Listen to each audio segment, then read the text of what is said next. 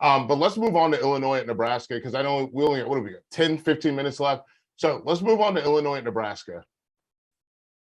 I mean, this Illinois team, what they're doing is remarkable. Mm-hmm. Like they're playing great defense. Bielema's figuring it out. And do you think that he's building a lasting culture, Trevor? I think the verdict's still out there. You take Brett Bielema and you just kind of trace back, and we'll just stop at Arkansas because that's where we have a lot of memories of him and as a head coach. And I'm older than you, so I got memories from Wisconsin too. Well, yeah, no, I'm just stopping there, right? I get it. I think that he's always done. I think he's a great coach. Let me say that first and foremost. I think that he's always gotten to a certain level. If you're climbing Mount Everest, they have base camps, and you get to different base camps. And he gets to one where you can barely kind of get your breath a little bit, but he's just never made it to the summit. He's never planted the flag in the ground. And I'm hard pressed at this point to say that he has the ability to get there. Now, not discounting what he's done at Illinois this year. I think it's fantastic. He was my toast. He doesn't like me. He thought I was a horrible football player, but he is doing a phenomenal job. And guess what? He's putting himself in a position to go and get a conference championship. Now, all of us here will say nobody out of the West has a shot to go up one game in the East. But one game. I just want to see it at the party. And he's putting them in a position to do that. Yeah, this is a one game. Like, listen, he could be Mr. Steal Your Girl. Like just that one time. Just show up. His fit is right. And guess what? She's not going home with you tonight. So this is going to be very all he wants is a shot. And I think he's putting himself in that position. Jake, when you look at them and you look at what they're doing in the league, I mean, they've got to be kicking themselves over that one loss. But at the end of the day, this is a team that we know who they are. Listen, are they going to score 45 points? Absolutely not. No.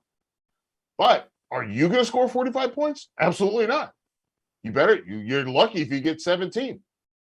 What do you think about them? I think this roster, top to bottom on both sides of the ball, I might put them third best in the conference, to be completely honest with you. Ohio State, Michigan, and then Illinois. They got a better O-line than Penn State. And no, I'm not disagreeing. I'm saying those are the Ohio State and Michigan are the only two ahead of them. Yeah, what you're saying. Yeah, and Chase Brown is probably amazing. Chase Brown. DeVito, him and Sean Tucker, I love. Well, DeVito, I would say, Sean is Tucker just quietly putting out this season. He doesn't get the credit he deserves, but he's extremely efficient. And when his number's been called, like you talked about stepping up in the pocket and keeping your eyes downfield earlier, he does that. I've seen it with my own. That's very rare for quarterbacks to do. Like it's easy to get happy feet in the pocket. The defensive unit at all three levels is extremely elite in the way they play defense in terms of disguising things and in terms of how good Quan Martin and Witherspoon are as cornerbacks. You can sit there and press man and it'll look the same as cover three and it'll look the same as any other defense. And that presents so many problems for them. Those three guys they have, I said this, it's 900 pounds. It's Avery, it's Randolph, and it's they got the law firm. It's Newton, Avery, and Randolph. 900 pounds. These guys can move, though. They can move and they can get after the pass rusher. I'm like, that's so unbelievably valuable when you're running a 3-4 scheme to have two four-techs that can explode and be disruptive physically, but are very, very quick and can move. And Ryan Walters is a future head coach. Both their coordinators are doing a phenomenal job. It's just like they check a lot of boxes for me. They need to do it, though. Like you said, Trevor, it's like, can you plant the flag? Can you get over that? Like you have to prove it that you can handle it. Now you're the hunted, way different than the hunter. Yep. How do you respond to that challenge? I got to ask a crazy question here, Felter, real quick. Okay. If Illinois runs the table and somehow on that day beats Ohio State, beats Put 'em Ohio in. State and Put 'em wins in. the Big Ten, they're obviously in, right?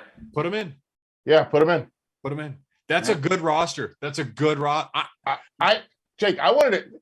You mentioned they because they play that like that 4-eye with the nose. Yeah. How is that different for you as a tight end compared to teams that usually play that 5-tech?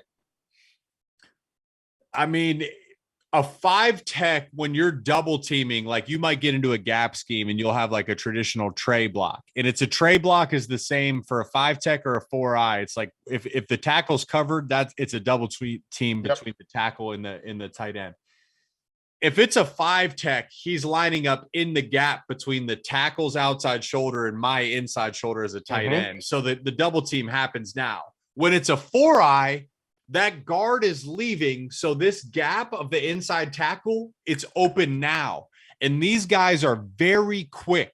That's the thing about them is they're 300 pounds. But when you watch them move, Randolph, I was talking to his dad pregame.